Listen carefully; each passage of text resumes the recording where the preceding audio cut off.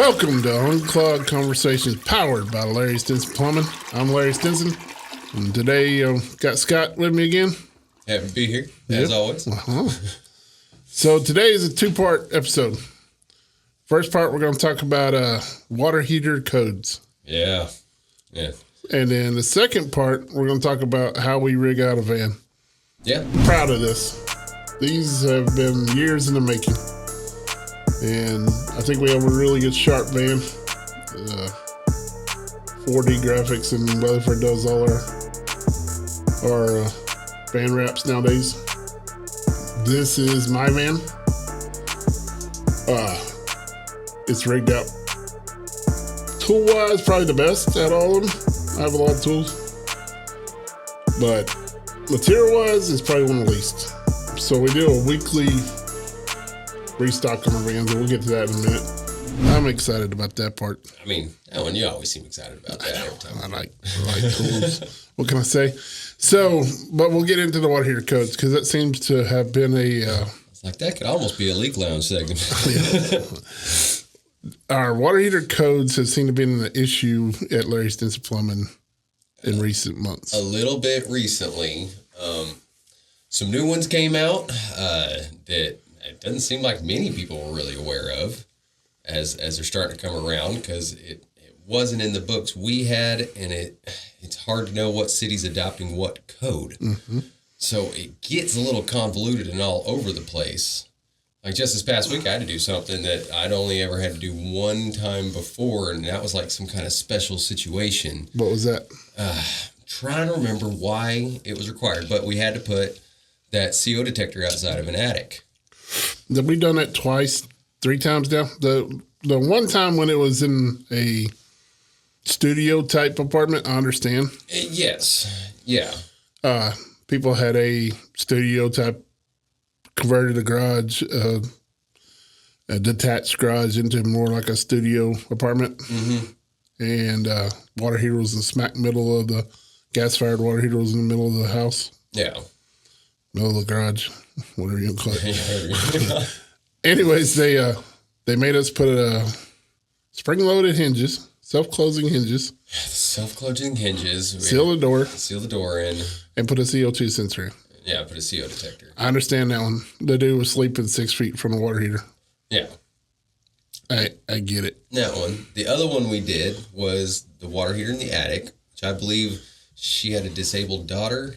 Yeah, I don't remember. And it was some way to like make the home facility, the care facility, which it was a home, but it was considered a care facility, up to that standard. Yeah, Texas standards of disabled facility type. So that one I get, special situation, but now it seems like it's coming down that it's... We gotten popped on it a couple times, I think now, at least once. So... Code reads, if water heater is inside the hallway, near any bedrooms, you must have a CO2 sensor outside the door. Yeah, carbon dioxide. Yeah. And so I get it to a point. I mean, now they're making us seal the doors off, put fresh air from the attic. Yeah. You got to put weather stripping around the door, some kind of threshold on the bottom, seal the old vented, and then we got to pull fresh air from the attic, high and low. Some of it I get, some of it I don't. Yeah.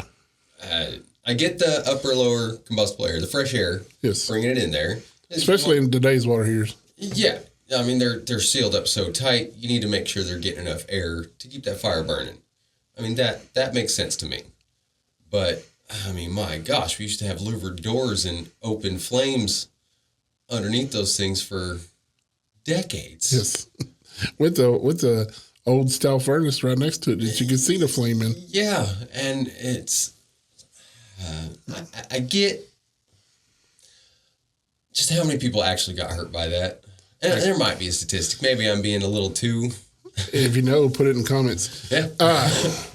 But no, and I'm sure we're gonna get a lot of hate for this episode. And probably my problem is we have to pass that on to the customer. Yeah. Like, you're adding 2-3 hours of work onto installing a water heater and a whole bunch of extra material now. we can't just eat that. So probably the most controversial thing is, and I am not a big fan of it, but it's the only way you can do it is run a TMP line to the pan. When the TMP is either undersized or too close to the ground. And I was always told you can't run it. It's got to be, well, depends on what code we looked up. IPC or UPC. Yeah. No more than 6 inches and... No less than 6 inches. Oh, no less than 6 inches. Depending on which book you're at. Yeah. And no more than 24 inches in the UPC. No less than an inch, 1.5 times the pipe size diameter, and no more than 6 inches in the IPC. Yeah. We looked up both codes. So what I'm hearing is try to get it to land at 6 inches. That's your target. But so then we had an inspector. So we turned those 2 codes into the city, and the inspector says, yes, but you need to do it this way. Explain to our people what this city, I'm not naming any names, but what this city told us to do. So he had to explain it to me a couple times because it didn't make any sense. Because we have a TMP coming out. I mean, it can't be that high off the ground, coming straight out of the slab of the house, that close to the ground. Well, if I put a 90 on it, the end of the 90 is in the ground. Mm-hmm. Code says it has to be 90 down, has to be pointed down, but it also has to be that distance off the ground. So their solution they told me to do was put a T on so that you're open down, which the bottom of my T is going to be touching the ground, and then 90 out the top of the T, 90 over, and then 90 back down to the proper height. I guess the thought process there is that if something were to ever clog up the bottom, it still has a secondary way out. But I just broke 2 code. Like, I broke that code 2 ways now. Yeah. Because now I'm trying to go uphill, and I'm probably going to clog the end. And they'll red tag us every day if we go uphill inside that water heater closet. Yeah. But they're not going to red. This is the way this city told us to do it. And I just... I didn't... So I had another city 8 years ago tell me to do the same thing, but not use the T, use the 90. 90 up, 90 over, 90 back down. So you just completely put a trap on it. Yep. I mean, but that's the way he wanted me to do it. It just seems so wrong. I mean, you're caught at the mercy of cities. Now, I could sit, as the RMP of this company, I could sit and argue and probably win. You would eventually, more just to get you to go away and leave them alone. But then you got inspectors who... Yeah, now we got an inspector, which I feel like I've already got. The inspector, every job he inspects of mine in that town will red tag me for every little thing he can find. Yeah. And I think I've already got that. Yeah. But we'll grow past that. Yeah. And, I mean, it's not the first time I've been down this road. Yeah, I mean, eventually move on, they forget about it. Or I generally outlast most inspectors. So I have so far.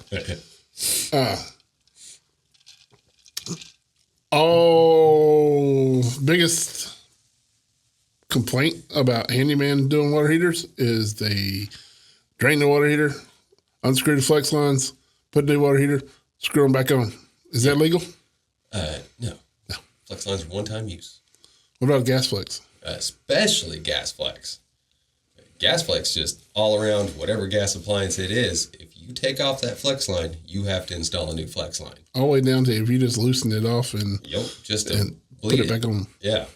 You're supposed to install a brand new one. Now, I understand most of your homeowners aren't going to. Handyman's never going to. No. But you're not supposed to be reusing those, and it is a gas appliance. You need to be a little careful. Now, we have, and most plumbing companies have transitioned to stainless steel flex lines. You don't see very many copper flexes anymore. Copper's getting a little rare because you get one bend. Yes. and you better be perfect that first time. And stainless steel bends a lot better and doesn't kink and gives you a better full port than copper does, in my opinion. And I'm sure it's happened, but I have never seen a pinhole leak on a stainless steel one. Not yet. I've seen the seals go at the ends and stuff. That seems to be the problem with stick seals. They don't want to seal off. We have ran into that issue where we had like a batch of them. I think it was a bad batch from the factory because it was like a few months of just. Nope, that one didn't work. Put another one on. A headache. And then all of a sudden that has kind of gone away. Yeah. So I think it was just a bad week at the factory. You need a working shutoff valve. Ball valve is not required. But recommended. No, highly recommended. Don't waste time on a gate valve. I mean, you're going to be sad when you need that 8 years from now. Yeah, and back to the handyman, what they a lot of time do is shut that gate valve off, change the water heater, and open your gate valve back or globe valve, whatever you want to call it. And you never get full port pressure again because it never goes back up. Go all the way open again. No. You should change the ball valve. Really, you just hope it opens again. Yeah. Because I have closed them, and then you go to spin that handle, it just spin, and it never opens again. No. And you're back to changing it anyways. So we got fresh air, we got flex lines, gas, water. We got sealed doors, carbon monoxide detectors. What else we got? Expansion tank if you've got. Closed system, which would be the PRV or something like that. Need a stand if it's out in the garage. Someplace it could be hit or flammable chemicals can be stored around it. 1 inch gap in the vent. All the way through the roof. Oh, yes, for the double wall vent. You cannot be touching anything flammable. That includes sheetrock, wood, insulation, all that stuff. You need 1 inch gap on it. Where can you use single wall? Only inside the space that the water heater's in. So like in the garage area, in the closet area, you cannot put it into the attic at all. No, it has to be sheetrocked. Yes. That's the code. If you were sheetrocked all the way up through the attic, you can get away with it. Oh, okay. Okay. No wood exposed. Yeah. Which makes sense. I understand that. And so, because that single wall gets hot. Yeah, I have burned myself bad lighting the water heater and then doing insulation. But double wall does not. It doesn't. Which is why I've kind of gone to just running double wall the whole way down to the water heater and being done with it. Yeah. I mean, then you have no worries. Anything else?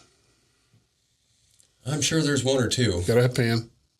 Need to have a pan. Need to have the pan drain off the level of the house. What if it's on the exterior wall? Always go through the exterior wall if it's possible. I get more upset, frustrated, whatever the proper word is, pissed off. When I have a plumber that wants to drop the pan drain on the lower level of the garage and there is a exterior wall right next to it. Literally right next to it. Why are we not saving the customers stuff in their garage? I don't know. It doesn't take real Save long. you 30 minutes. Yeah. Drill a hole and run that pipe on out and onto the ground. And then, bam, you just never have to worry about what they're doing in their garage. You never know. Somebody could be storing their entire livelihood in cardboard boxes out in that garage. And the people that are there may not be now. And yeah, the next people. Yeah. Yeah. So just go ahead and make it as safe as possible. Yep. So those are most of the code grades. I'm sure we missed one. If I missed one, put a comment. I encourage it. Prove me wrong.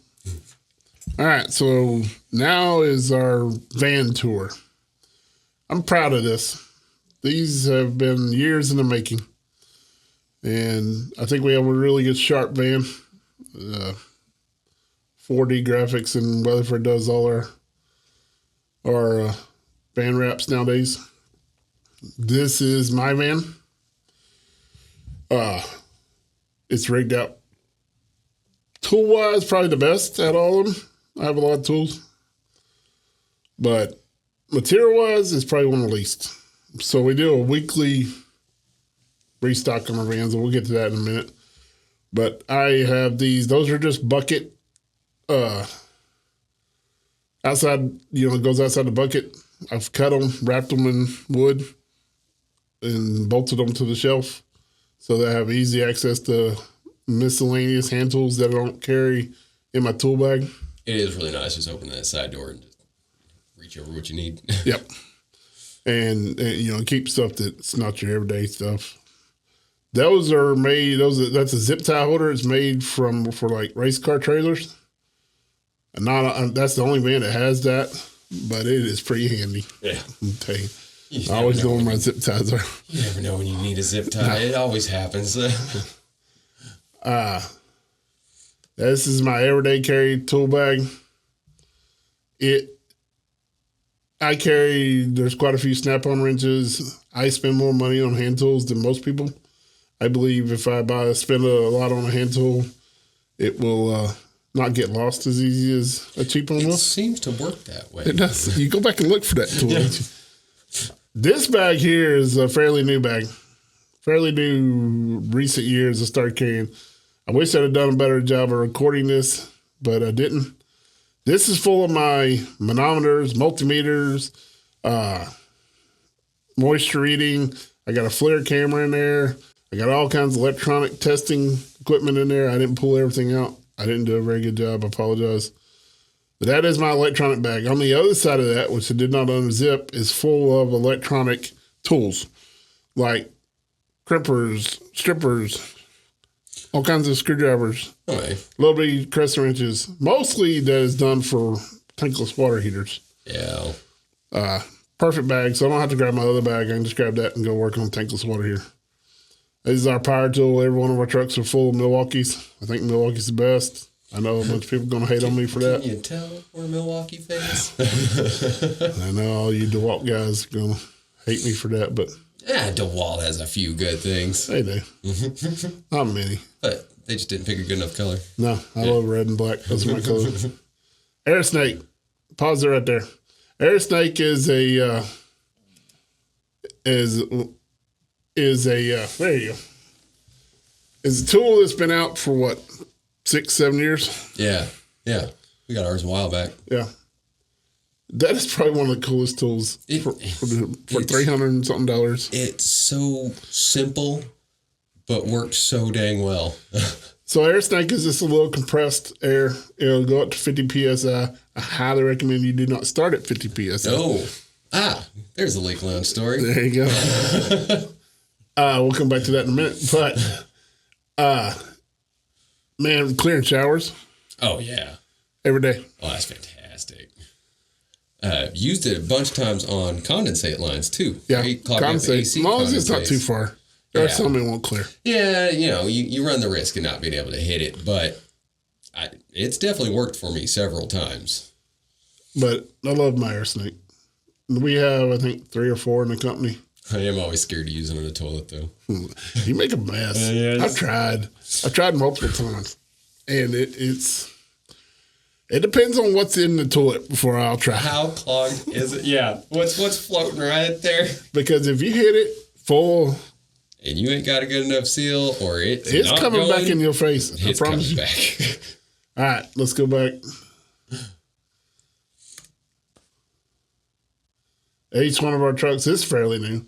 Start carrying disposal. In the corner there is an M18 air compressor, great for slab leaks, leak locates, yard leak locates. That's a transfer pump there in the middle. That's a drill snake, and that we call it the trash can because it looks kind of like a trash can. There's an M18 camera down there.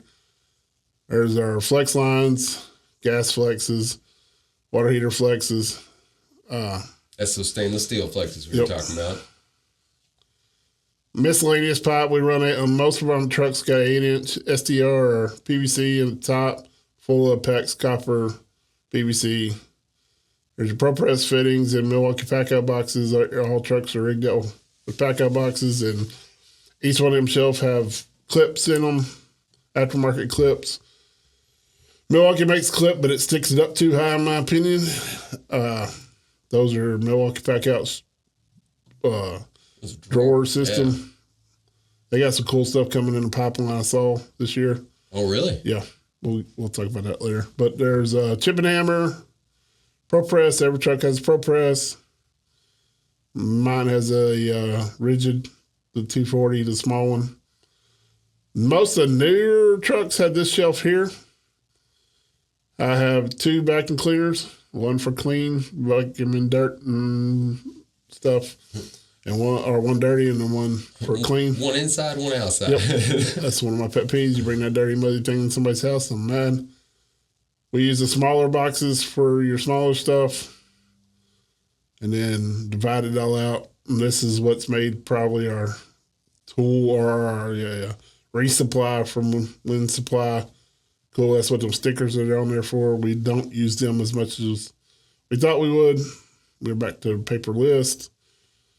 Each truck should have a roll of blue paper towels, toilet rebuild kits, fill valves, complete kit, blue flappers.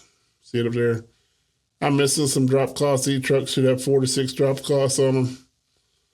There's some Tyvek suits.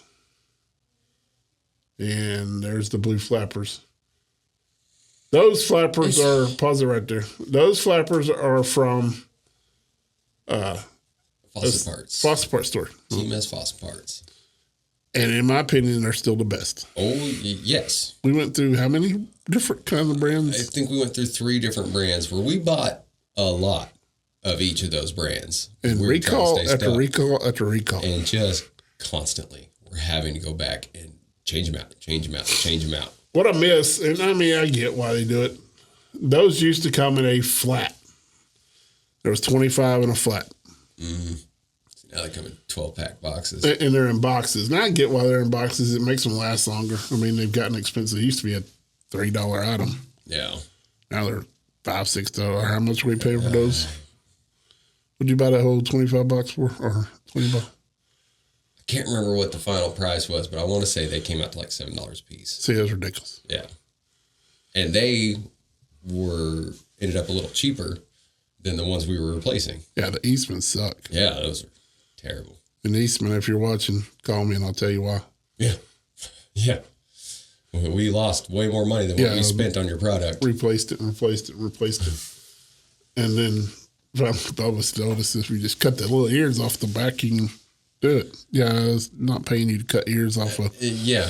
We're having to modify the brand new part we just bought to get it to work. It's ridiculous. While we're paused there, that's the best solder there is. We don't solder very often, but yeah, soldering's kind of a dying tradition, but still good to know.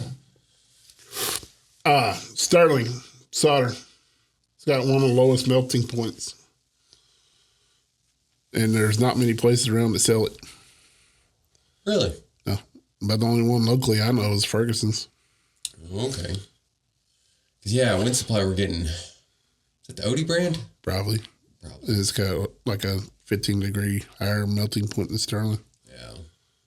It reminds me more of the old 50-50. Without being the 50-50? 50-50. Yeah. 50% lead. Which you still can buy. Can't use it on water supply. But yeah, can't use it on fresh water. All right, go ahead and hit play again. Duct tape, blue tape for holding down plastic. Each truck should have a roll of plastic. Mine was tucked in the corner. We kind of passed past that. Miscellaneous screws, miscellaneous fittings. Kind of a wreck in that. Some cartridges in there, wire nuts, some more tape, caution tape, full tape. Magic erasers. Oh, I love Pause it right erasers. there. Let's talk about that. Mr. Clean. Saved my life. There's another one. Got another story with those. Magic erasers should be on every plumber's truck. I couldn't agree more. I'll never ride without them again. No. If you get black grease from a kitchen sink, flung all over the place from that stupid cable flipping on you right as it came out of the drain, that right there will save you from repainting somebody's house. Yep.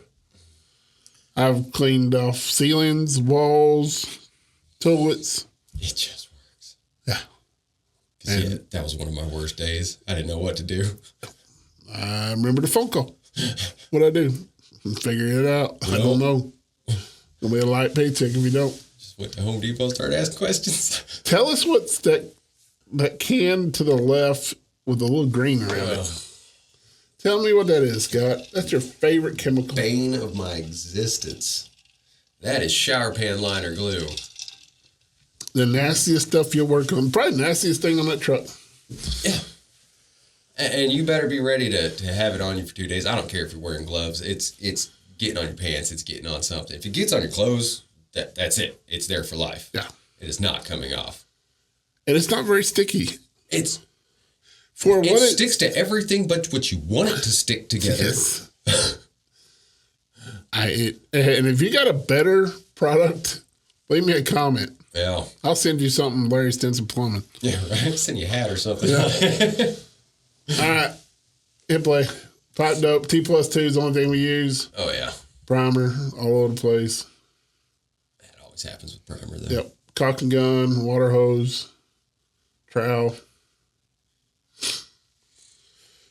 Stitch cords, don't need very often, but we did a commercial job where we had like 300 foot of stitch cord rolled out the other day. Yeah. Those ladders, pause it right there. Those ladders. I love those ladders. Have became a staple in our vans. Oh, yeah. I think I had the first one. Yeah. Yeah. And they'll hold my fat ass up. I mean, they do. And they don't take up very much space inside that van. No. I mean, you can't argue with that. No. Yeah, and if they extend far enough to get you up onto a house. Yeah, if he was to put a 14-foot step extension ladder inside that van, he's trip over it all damn day long. Mm-hmm. One thing, there's only 10 foot from the back of that van to the front of that van. It ain't going to fit. Yeah. You've got to get some kind of collapsible ladder, and then just you start getting heavier and heavier and heavier. So while we're paused right there, so this Ford Transit, we have 3 Transits with the electric. Yeah. And 3 Dodges. No, 2 Dodges and a Nissan. No, we got 3 Dodges and 1 Nissan. We have 7 trucks. Oh, yeah. With the electric Transit, the older Transit, and then this Transit. And then we have the 3 newer Dodges. Yeah. The difference between the Dodges and the Fords, if you'll look up there in the corner, the Dodges go all the way, there's an opening over the top of the cab. Yeah. I think they beat Ford on that. Yeah. Now, here's the downhill side to that. I hate driving a Dodge. Just like the way you sit in it? Or? Well, you got that stupid visor 6 inches from the brim of your hat. Yeah. It almost feels a little more like driving a bus. Yeah. Well, you're sitting up higher. One thing. Yeah, you're like up higher and more forward. And then there's a visor right there. Yeah. Worried I'm going to hit. Yeah, if you're rearing somebody, you're walking out there with concussion. But you get the opening above where you can stuff PVC PEX. Yeah. That kind of stuff up there. So that's cool. All right, hit play. We got, those are plummingband.com. Make those door panels. They're awesome until you have a warranty on your van and have to take it back. Yeah, taking them off and putting it back on is a nightmare. They go on the first time pretty easy. But they hold shovels and rubber rods, meter keys. I keep the pipe wrenches in mine. Yeah, pipe wrenches. I don't have any pipe wrenches on this one right now. But they hold the closet augers, all that good stuff. But that's our vans. And I got to say, every time I get a new one and they know it's rigged out and I roll up to a supply house, people come out of that supply house to come and see how you rigged out the new one. They've gotten better. You're almost semi-famous on your van rigging. Yeah. Well, this is the third to last van that we rigged. There's my B-tank. One of the few Plumber I see. I still consider I carry a B-tank. I love B-tank. You can take my B-tank for my cold dead hands. Yeah. There's a lot of kids that don't know what a B-tank is. Yep. I had one of them here ask me, "Where's your torch?" It's right there. It's huge. But they were looking for a MAP gas bottle. Yep. But that's it. That's our vans. Proud of them. Like I said, this third one from the last that we done, Jordan's, the ProMaster Jordan drives, is probably the best. That one is rigged out really nice. It's probably second best. Jordan was just busy. Yeah, well, each one I learned. Most of them I've worked out of. I didn't work out of Jordan's, but I worked out of this one. and I changed some things on this one to make it better for Jordan. Yeah. Jordan's our newest. That's a 24 ProMaster. Yeah. Probably going back to the Econoline Express with the box on the back. That's what everybody seems to be going to. Yeah. Like with the doors on the outside of it? Yeah. Which was nice. Yeah, we had it. We had a Transit with that for a while in a fleet. Make sure you stay on top of keeping your doors locked. Get $7,000 worth of tools ripped off on the outside. Ripped right down the side facing away from the house that nobody can see. While you're inside working. Yep. Don't want the box truck either, do we? Yeah. Yeah, make sure you keep that deadbolt on there. Yeah. All right, well, you want to do leak clowns? I can do leak clowns real quick. Right, let's do leak clowns. So. There you go. Let's do it. Okay, so and actually, to go back to that air snake, shortly after we had gotten it, used it a couple times, I followed the directions diligently the first time, where it was like start at 10 and go up 5 psi every time. Well, it got to the point where I wasn't clearing it until 25, maybe sometimes 30. So, of course, being arrogant, yeah, I just let's skip those first 3 I'm a waste 4 of time. tries. Yeah, if I'm having to go to this point every time anyways, if I don't even remember why I did it. I was like, why even mess around? Went to 35. Hit it. All of a sudden, I hear a whole bunch of water dumping out underneath the sink. And I was like, well, it cleared the top. And I go down and look thinking, I probably just popped the P-trap down. Because, those are fairly loose nuts with little gaskets. Like, you could reach down and pull those off. So that's what I think happened. So, crawl underneath the sink, and I see the arm coming out of the wall on a tilt. I'm like, oh no, what have I done? How did this happen? I managed to look back in the wall, back to where it's coming through, because this one came through the side of the cabinet and then piped up to the sink. It normally comes out the back. This one came out the side. Look in, I had apparently popped it hard enough that it snapped a T inside the wall. And so now, for free, because I was cocky, I'm here cutting open the side of a cabinet. And explaining to me why you're cutting out a pipe, and then, explaining to my boss why this happened when the instructions clearly say go up 5 psi at a time. Then I have to explain to a customer while I'm cutting into the side of her cabinet. And it sat there. It took me another hour. Do you remember the first time we did a bathtub? Right after I bought the first one.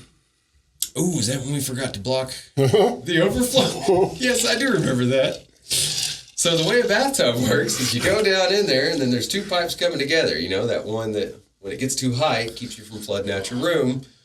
So make sure you block those off, too. Yeah, put a rag over that. When you're popping the tub. Because you're standing right in front of that. You hit it. That shit went everywhere. Oh, it went everywhere. That's why we got a magic greasers. Exactly. All right. So there's your leak lounge. Yep. Mr. Will, you got something for us today?